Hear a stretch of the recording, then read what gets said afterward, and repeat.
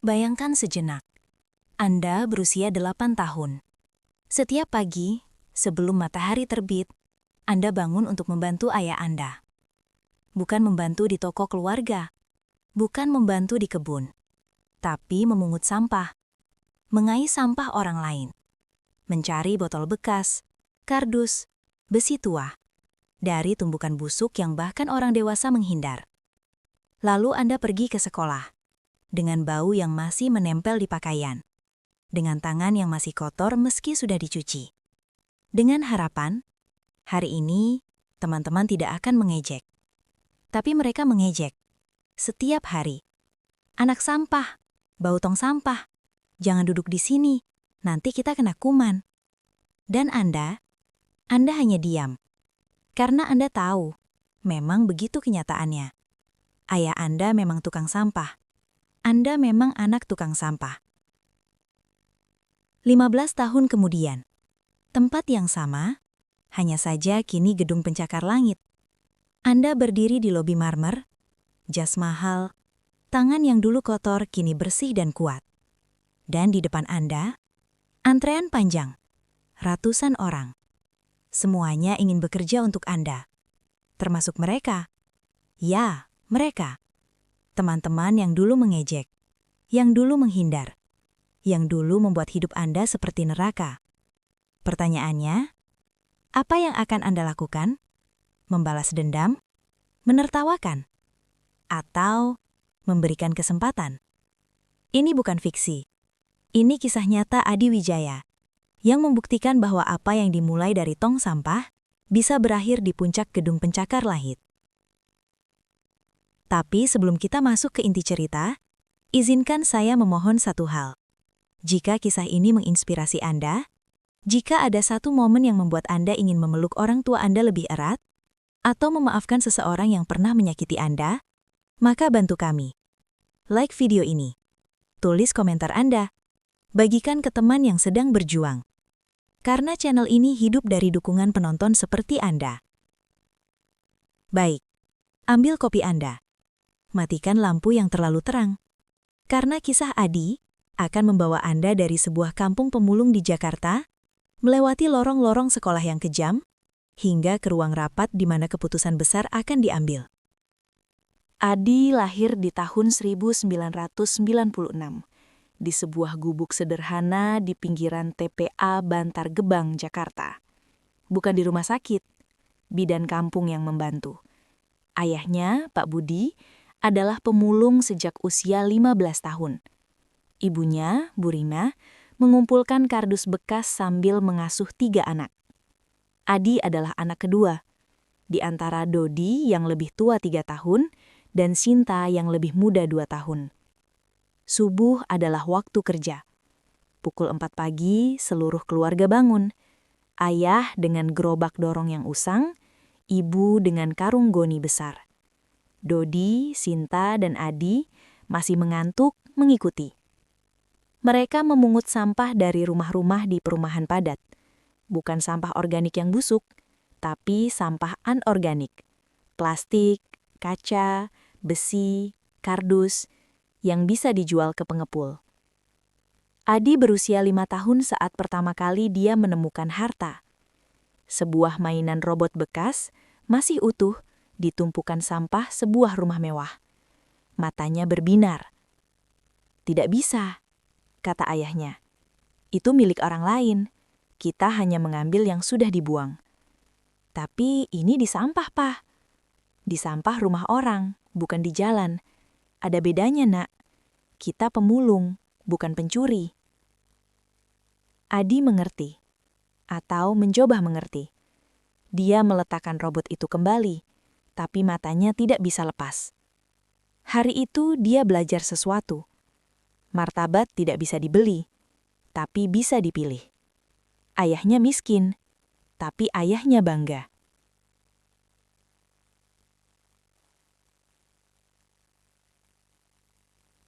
Masuk sekolah adalah mimpi yang diberi gratis oleh pemerintah. SDN Harapan 3, sekolah dekat pemukiman kumuh. Gratis. Tapi uniform, buku, alat tulis, itu semua harus dibeli. Adi punya satu seragam. Dibeli dari uang menjual 50 kilogram kardus.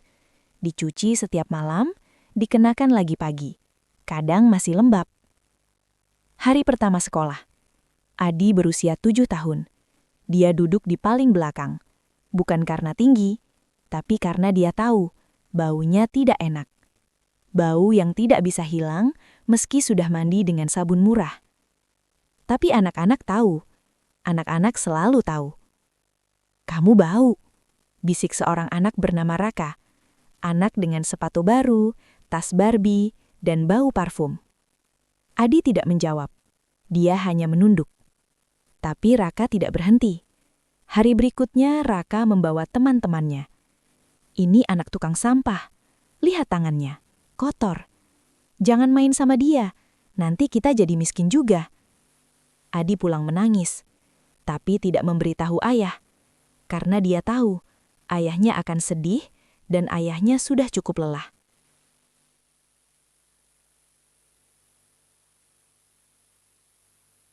Malam itu Adi membantu ayah memilah sampah. Dengan tangan kecilnya yang cepat, dia belajar membeda-bedakan plastik HDPE dan PET hanya dari suara. Belajar melihat nilai di barang yang orang buang. "Saya akan jadi kaya, Pak," kata Adi tiba-tiba. Ayahnya tertawa. Tertawa lelah tapi hangat. "Iya, Nak. Kita semua akan kaya suatu hari." Adi tidak menjelaskan, tapi di kepalanya sudah ada gambaran. Bukan kaya dari sampah, tapi kaya karena sampah. Ada bedanya, dan dia akan membuktikannya. SD adalah medan perang bagi Adi. Bukan karena pelajaran, dia pintar, selalu ranking 5 besar. Tapi karena perang sosial yang tidak bisa dimenangkan. Raka adalah komandan bully, anak pengusaha tekstil. Punya segalanya yang tidak dimiliki Adi. Dan Raka menggunakan kekuatannya untuk membuat Adi sengsara. Setiap pagi, Raka dan gengnya menunggu di gerbang. "Anak sampah datang!" teriak mereka. Menyanyikan lagu yang mereka buat. "Bau sampah, anak miskin bau sampah." Adi berjalan melewati mereka. Kepala tegak, mata ke depan. Tapi hatinya hancur. Di kelas, tidak ada yang mau duduk di sebelahnya. Mejanya sendirian di pojok. Guru tidak melakukan apa-apa. "Anak-anak main-main saja," kata mereka. Atau lebih buruk, Adi memang harus mandi lebih bersih kalau mau diterima. Seolah bau itu pilihan, seolah kemiskinan itu kesalahan. Adi menemukan pelarian, perpustakaan, ruang kecil dengan buku-buku bekas. Dia membaca segalanya, dari ensiklopedia dunia hewan sampai biografi pengusaha. Dia menemukan kisah Li Ka-shing, dari pemulung menjadi miliarder Hong Kong. Kisah Dhirubhai Ambani, dari pom bensin menjadi raja industri India. "Mereka bisa," bisik Ani pada dirinya sendiri. "Saya juga bisa." Tapi inspirasi tidak menghilangkan rasa sakit. Hari ulang tahun Adi yang ke-10. Tidak ada kue, tidak ada hadiah. Ayahnya hanya bisa mengelus kepalanya. "Maaf, Nak, tahun depan ya." Adi mengangguk. Tapi di sekolah ada kejutan. Bukan kejutan baik. Raka membawa kue besar untuk ulang tahunnya sendiri, yang sebenarnya 3 bulan lagi, tapi dia merayakan di hari ulang tahun Adi. Sengaja, di depan kelas, mengundang semua orang kecuali Adi. "Maaf Adi," kata Raka dengan senyum manis. "Kue ini hanya untuk yang punya uang, kamu kan hanya punya sampah." Seluruh kelas tertawa, termasuk yang pernah Adi anggap teman. Adi berlari ke kamar mandi, menangis dalam kubikel. Tapi kemudian dia melihat sesuatu. Cermin, wajahnya yang kotor oleh debu jalan, matanya yang merah. Dia mengambil sapu lantai, bukan untuk menyapu, tapi sebagai mikrofon. Dia berpidato pada dirinya sendiri, di depan cermin. "Satu hari Raka, satu hari kamu akan tahu nama saya. Bukan sebagai anak sampah, tapi sebagai bos kamu. Saya janji. Itu adalah janji yang akan dia tepati. 15 tahun kemudian. SMP adalah babak baru. Adi masih di sekolah yang sama, karena itu sekolah terdekat dan termurah. Tapi dia berubah. Tubuhnya memanjang, suaranya berat, dan yang paling penting, dia punya rencana. Adi tidak lagi hanya memungut sampah. Dia mulai berjualan. Dari sampah yang dikumpulkan ayahnya, dia membuat kerajinan. Tempat pensil dari botol plastik, dompet dari kardus, hiasan dari tutup botol. Dia menjual ke teman-teman guru, ke warung-warung, ke siapapun yang mau. Umur 13, dia punya tabungan, Rp500.000, uang terbesar yang pernah dimilikinya. Tapi SMP juga membawa sesuatu yang tidak diharapkan. Maya, anak perempuan paling populer di sekolah. Anak guru, cantik, pintar, dan kebetulan duduk di sebelah Adi karena urutan abjad. Maya tidak mengejek Adi, tidak pernah. Dia bahkan pernah meminjamkan pensil, mengajak diskusi kelompok, menyapa di koridor. Adi jatuh cinta. Cinta pertama yang naif dan pahit. Dia menulis surat dengan tangan yang bergetar, dengan kata-kata yang dipilih selama seminggu. Dia selipkan di buku tulis Maya. Hari berikutnya, surat itu dibacakan di depan kelas oleh Raka, yang ternyata adalah pacar Maya. "Anak sampah naksir Maya," teriak Raka. "Bayangkan Maya, anak yang bau tong sampah mencintai kamu." Seluruh kelas tertawa. Maya menangis, bukan karena terharu, tapi karena malu.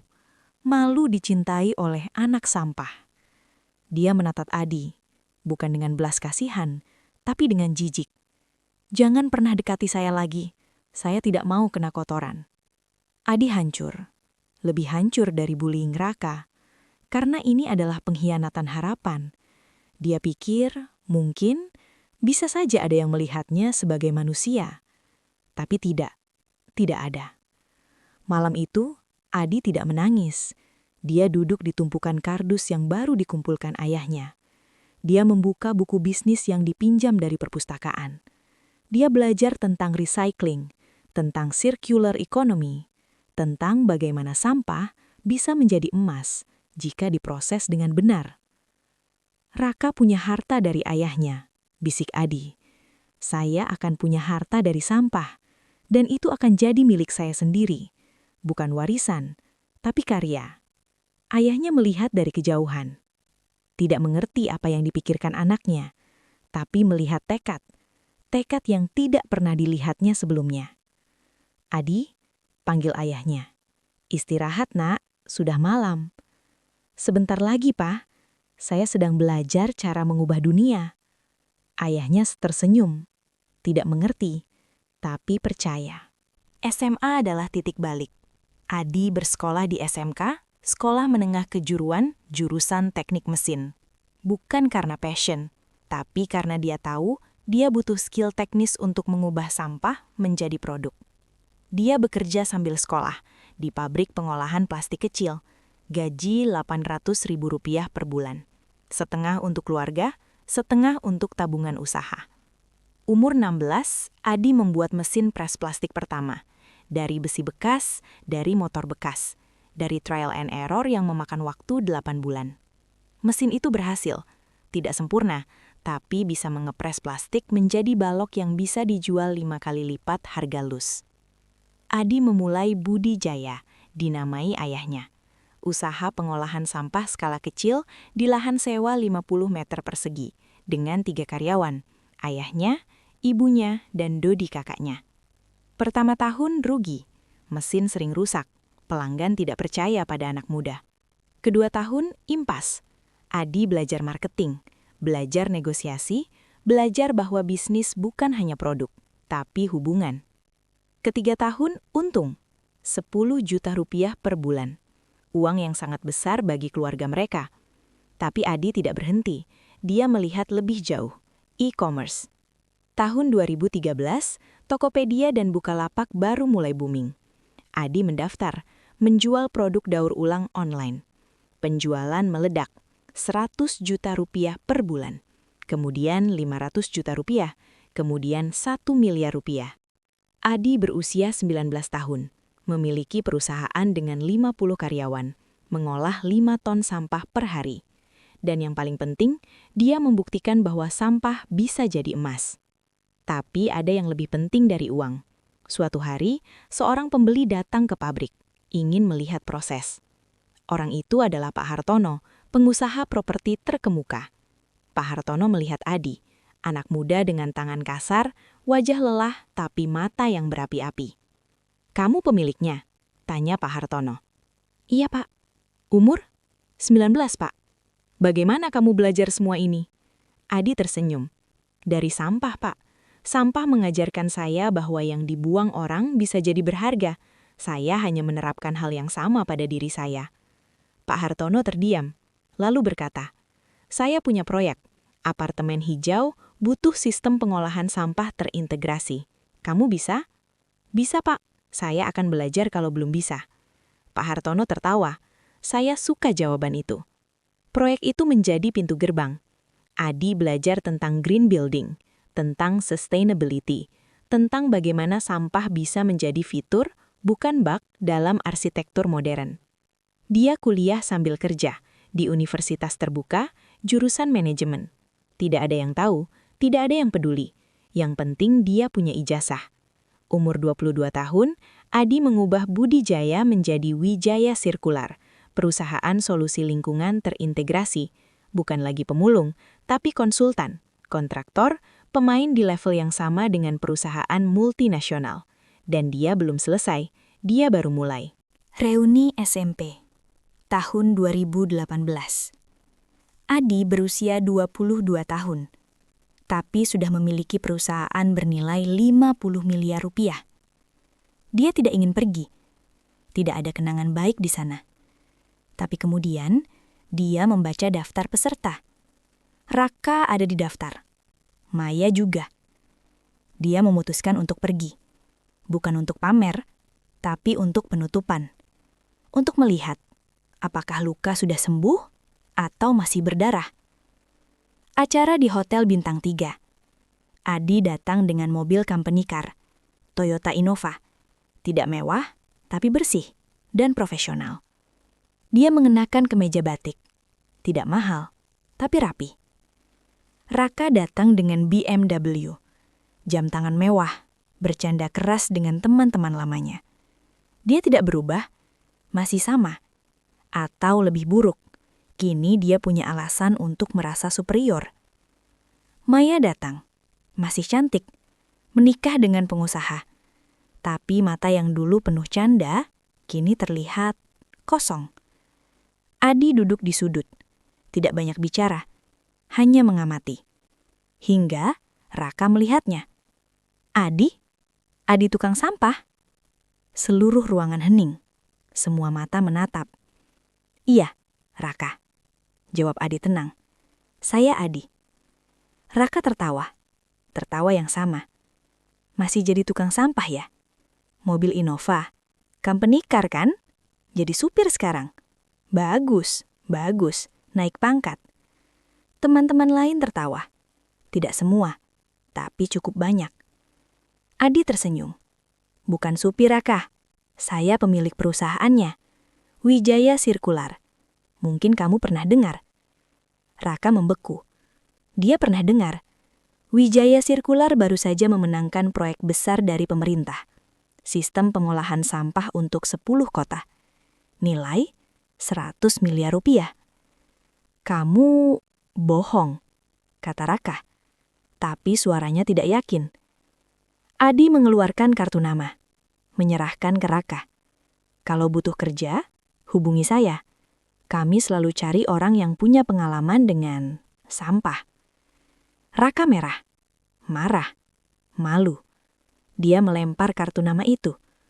"Saya tidak butuh kerja dari kamu, Raka. Ayah saya punya perusahaan tekstil." "Oh, perusahaan tekstil yang baru bangkrut karena utang?" tanya Adi. Dia tahu. Dia riset. "Saya dengar kamu sekarang menganggur. Raka terdiam. Wajahnya pucat. Karena benar. Semuanya benar. Adi berdiri. Saya tidak datang untuk mempermalukan kamu, Raka. Saya datang untuk menutup bab.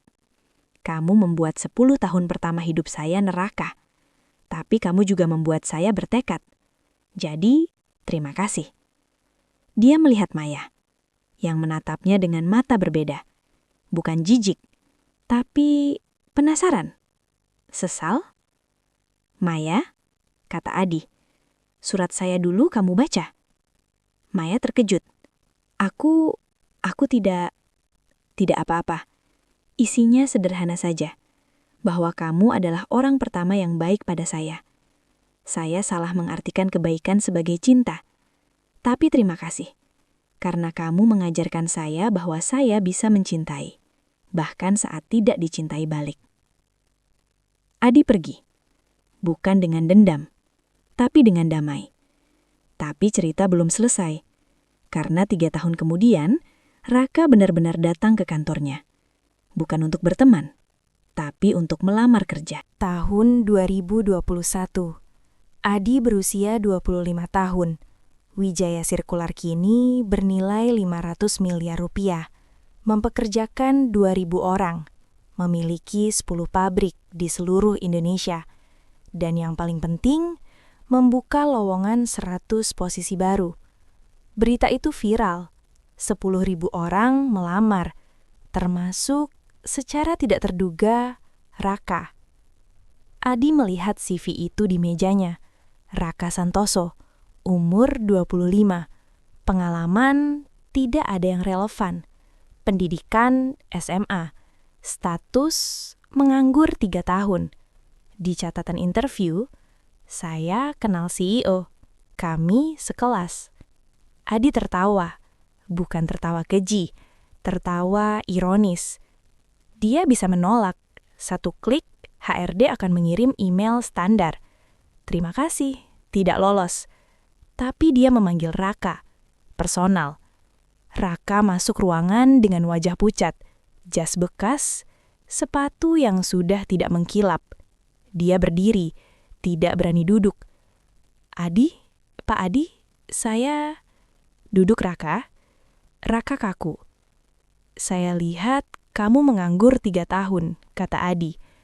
Ayah kamu bangkrut, kamu punya utang, dan kamu pernah bully saya selama 10 tahun. Raka menunduk. Saya menyesal. Saya bodoh dulu. Saya tahu kamu menyesal, tapi bukan karena kamu baik, tapi karena kamu butuh kerja. Raka terdiam, karena benar. Adi berdiri, mendekati jendela, melihat pemandangan Jakarta. Tahu kamu Raka, saya punya kebijakan. Kami tidak menerima orang yang pernah bully, karena budaya kami adalah inklusi. Kami tidak bisa punya orang yang pernah menjatuhkan orang lain. Raka hancur, air mata mengalir. Saya mengerti, maaf sudah membuang waktu Anda. Dia berdiri, ingin pergi. Tapi, kata Adi, saya juga punya program untuk orang seperti kamu. Orang yang pernah jahat, tapi ingin berubah. Internship 6 bulan, gaji minimum, bekerja di lapangan, mengolah sampah, merasakan apa yang saya rasakan dulu. Raka terkejut. Anda serius? Saya serius, tapi dengan syarat. Kamu harus tulis surat permintaan maaf, bukan untuk saya, tapi untuk semua orang yang pernah kamu bully, termasuk diri kamu sendiri, karena kamu juga korban dari kejahatan yang kamu lakukan. Raka menangis, bukan air mata palsu, tapi penyesalan yang nyata. Saya akan lakukan, apapun saya akan lakukan. Adi menatapnya. Jangan terima kasih pada saya, terima kasih pada ayah saya, karena dia yang mengajarkan saya bahwa sampah yang paling berharga adalah yang sudah melalui proses terpanas. Kamu belum jadi produk Raka, tapi kamu bisa. Raka mulai bekerja minggu berikutnya, bukan sebagai manajer, tapi sebagai operator mesin. Gaji 4 juta per bulan, jauh dari standar hidupnya dulu. Tapi dia bekerja keras, lebih keras dari siapapun, karena dia tahu ini adalah kesempatan terakhir. 6 bulan berlalu, Raka dipromosikan, bukan karena Adi baik, tapi karena dia memang berhasil mengurangi waste pabrik 30%. Maya juga melamar, beberapa bulan kemudian. Sudah bercerai, butuh pekerjaan. Adi menerimanya sebagai staf admin, bukan karena cinta lama, tapi karena dia sudah memaafkan. Tapi ada yang lebih mengejutkan. Suatu hari, Adi mengadakan hari terbuka untuk keluarga karyawan. Ayahnya datang, Pak Budi, kini berusia 55 tahun. Rambut putih, tapi bangga. Dia melihat Raka, anak yang pernah mengejek anaknya, kini bekerja untuk anaknya. Pak Budi mendekati Raka. Raka gemetar. Pak Budi, saya... Pak Budi memeluknya. Memeluk erat. Kata Pak Budi, saya dengar kamu bekerja keras. Saya dengar kamu sudah minta maaf pada Adi. Sekarang saya maafkan kamu. Bukan untuk kamu, tapi untuk saya. Karena saya tidak mau bawa dendam ke kubur. Raka menangis sejadi-jadinya. Dipelukan ayah dari orang yang pernah dia bully. Adi melihat dari kejauhan, tersenyum, bukan karena menang, tapi karena sampah sudah menjadi emas. Semuanya, termasuk Raka, termasuk masa lalu, termasuk dia sendiri. Sekarang, tahun 2024. Adi berusia 28 tahun. Wijaya Circular adalah perusahaan pengolahan sampah terbesar di Asia Tenggara. Bernilai 2 triliun rupiah. Mempekerjakan 10.000 orang. Tapi yang paling dia banggakan bukan angka itu. Dia memiliki Sekolah Budi, sekolah gratis untuk anak-anak pemulung. 50 sekolah di seluruh Indonesia, dengan 5.000 murid. Di setiap sekolah, ada foto besar, Pak Budi, dengan gerobak dorongnya, dengan senyum lelahnya, dengan tangan yang pernah dianggap kotor, tapi sebenarnya paling bersih. Raka kini adalah manajer pabrik, menikah dengan perempuan baik, punya anak. Dia sering datang ke rumah Adi, bukan sebagai bawahan, tapi sebagai teman, sebagai saudara. Maya adalah kepala HRD, bukan karena Adi masih mencintainya, tapi karena dia memang kompeten. Dan karena Adi sudah bisa melihatnya sebagai manusia, bukan sebagai fantasi masa lalu. Adi sendiri menikah dengan Diana, insinyur lingkungan yang dia temui di konferensi. Mereka punya anak perempuan, diberi nama Siti, dinamai ibunya yang sudah meninggal tahun 2020. Siti berusia 3 tahun, belum mengerti apa itu sampah. Tapi dia tahu, ayahnya adalah pahlawan. Bukan pahlawan yang pakai jubah, tapi pahlawan yang membuat dunia lebih bersih. Dalam wawancara terakhir dengan kami, Adi berkata, "Saya pernah benci menjadi anak tukang sampah. Sekarang, saya bangga. Karena ayah saya mengajarkan sesuatu yang tidak diajarkan di sekolah manapun. Martabat tidak tergantung pada apa yang kita lakukan, tapi bagaimana kita melakukannya." Dia juga berkata tentang Raka, "Saya tidak memaafkan Raka karena dia pantas. Saya memaafkan dia karena saya butuh. Karena dendam adalah sampah yang paling beracun. Dan saya adalah ahli dalam mengolah sampah." Adi masih mengunjungi TPA Bantar Gebang setiap tahun. Bukan untuk nostalgia, tapi untuk mengingat. Mengingat dari mana dia berasal. Mengingat bahwa di setiap tumpukan sampah ada potensi emas. Di setiap orang yang dianggap sampah masyarakat, ada potensi luar biasa. Ayahnya, Pak Budi, kini pensiun. Tapi setiap pagi dia masih bangun jam 4. Bukan untuk memungut sampah, tapi untuk mengantar cucunya ke sekolah. "Kamu tahu, Siti?" kata Pak Budi pada cucunya suatu hari. Dulu kakek mengumpulkan sampah. Sekarang ayahmu mengubahnya menjadi emas. Dan kamu akan mengubah emas itu menjadi apapun yang kamu mau. Karena kamu punya sesuatu yang kakek dan ayahmu tidak punya waktu kecil. Kebebasan untuk bermimpi. Siti tidak mengerti, tapi dia tersenyum. Tersenyum seperti ayahnya, seperti kakeknya, seperti generasi yang membuktikan. Asal muasal tidak menentukan tujuan. Yang menentukan adalah tekad. Kisah Adi bukan tentang balas dendam, bukan tentang mempermalukan mereka yang pernah menyakiti kita. Kisah Adi adalah tentang transformasi, tentang mengubah penghinaan menjadi motivasi, tentang mengubah luka menjadi fondasi. Setiap dari kita punya Raka dalam hidup. Seseorang yang mengejek, yang meremehkan, yang membuat kita merasa kecil. Pilihan kita adalah membiarkan mereka menentukan siapa kita atau membuktikan bahwa kita lebih besar dari penilaian mereka. Adi memilih yang kedua. Dia tidak membalas dengan kehancuran. Dia membalas dengan konstruksi. Dia membangun kerajaan dari sampah, secara harfiah dan metaforis. Pesan moral dari kisah ini sederhana. Pekerjaan orang tua Anda tidak menentukan masa depan Anda. Yang menentukan adalah bagaimana Anda merespons keadaan. Dengan amarah atau dengan tekad.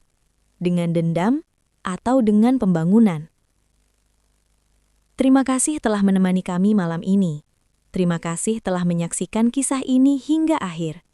Jika Anda terinspirasi, jika ada satu baris yang membuat Anda ingin memaafkan seseorang yang pernah menyakiti Anda, atau berterima kasih pada orang tua Anda, maka tugas kami selesai dengan baik. Jangan lupa, like video ini, subscribe channel ini, share ke siapapun yang perlu mengingat bahwa di setiap sampah ada potensi emas, termasuk diri mereka sendiri. Sampai jumpa di video berikutnya, di kisah inspiratif berikutnya. Di bukti lain bahwa manusia, meski dianggap rendah, bisa mengubah dunia dengan kerja keras dan hati yang bersih.